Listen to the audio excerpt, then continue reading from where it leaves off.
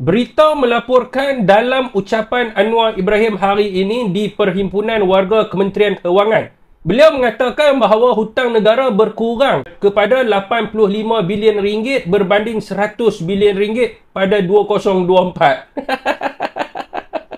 Saudara, saya tak tahu sama ada Anwar Ibrahim ni berbohong ataupun Ketua Audit Negara berbohong. Kerana menurut laporan Ketua Audit Negara bilangan 3 tahun 2024, hutang kerajaan persekutuan yang direkodkan meningkat sebanyak 92.9 bilion ringgit atau 8.6% pada 2023 berbanding 2022. Saudara dan saudari, dalam jawapan bertulis di Dewan Rakyat di mana kerajaan menjawab kepada Ahli Parlimen Pasir Gudang iaitu YB Hassan bertarikh 17 Oktober 2025. Kementerian Kewangan mengatakan bahawa rekod pinjaman kasar kerajaan persekutuan pada waktu itu berjumlah 112.5 bilion ringgit bagi tempoh Januari hingga Jun 2024. Ini menunjukkan angka yang diberikan oleh Anwar Ibrahim ini langsung tidak sama dengan angka-angka yang diberikan sebelum ini oleh Kementerian Kewangan itu sendiri.